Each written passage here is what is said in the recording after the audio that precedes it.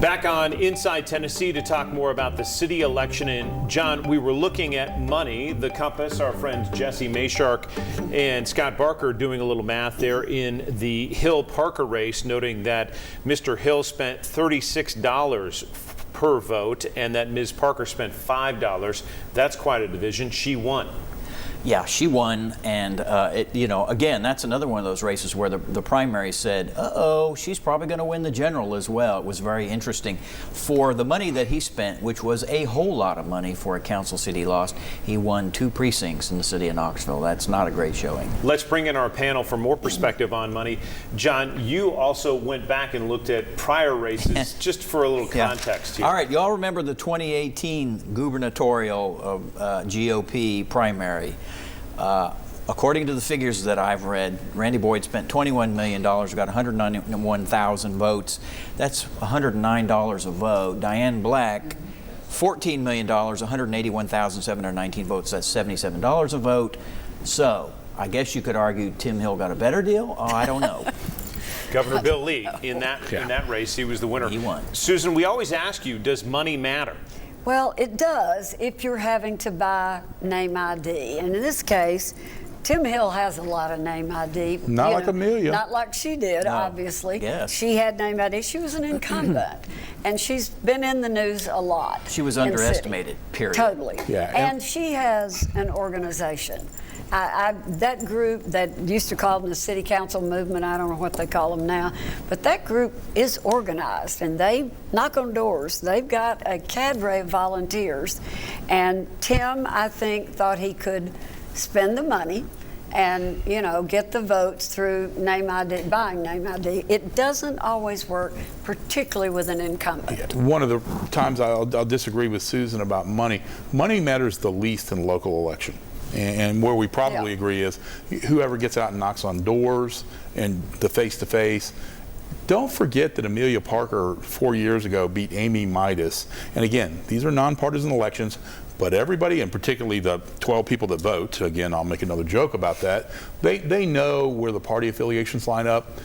Tim, although Tim, just like John Rawson tried to avoid being tabbed as a Republican. Everybody that knows him, hey, you're a moneyed developer, you look like a Republican, you walk like a Republican, you talk like a Republican. He got labeled with that. Everybody knows where Amelia's sentiment is, and we're in the city, and it makes a difference. And we've seen it now twice with Amelia. She's a good campaigner. I'd suggest that there's some young political scientists out there who'd like to have some fun. Look at her first race. Remember how it got tied? And she lost when they resolved it? Right. And then she beat Midas and surprised everybody, and now she's done this. Right. Let's look at-large seat B. Again, this was an open seat because Janet Testerman opted against running for a second term. So this involved Debbie Helsley and Bentley Marlowe, 2 candidates we had on this broadcast trying to make a name for themselves. But Debbie Helsley had run in the past. She ran for Knox County Mayor and did quite well, surprisingly, against current Knox County Mayor Glenn Jacobs. Don? Yeah, just like you said, Debbie Helsley was known. She surprised everybody with how close she got to Glenn Jacobs. And again, in the county, close means 15 points. But she was closer than anybody expected. Well known, active in the community, stayed there. Bentley Marlowe, again, I don't know him personally. I know him from this show, but he didn't look like Debbie did in terms of being a Democrat. It makes a difference in the city, the perception of your party affiliation. Susan, she won 70% of the vote. Yeah. Not even close. Yeah, it was total landslide in that case, and I don't think it surprised me. The show we had them on, if you remember, Dennis was on and went after Brantley big time, and she was quiet and gave the answers and very professional, I thought, in her responses. But that was a big margin. I mean, I don't know if she's got anything else in mind. Is she going to run for Congress or mayor again? Well, there will be a mayor's race in 4 years. In 4 years, but I mean, 70% of the vote is pretty astounding. That margin didn't surprise me where the Rawson-Cavanis margin did surprise me. That one surprised me too. Quickly, at-large seat A, Lynn Fugit. Didn't have competition in that because of the sad loss of Mr. Brooks.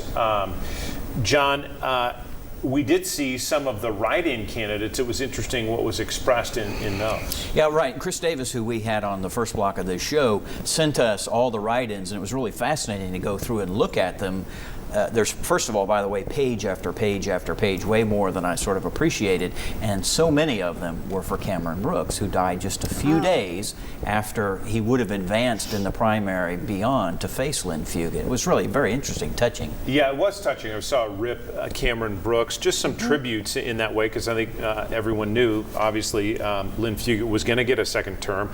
Also getting a second term, Charles Thomas. He was the only district race in this one, District 5. So that wraps And up. unopposed. Unopposed, So, of course. So that breaks down City Council that was. We're going to come back with more observations on this and what's ahead, also in 2024. Up next on Inside Tennessee.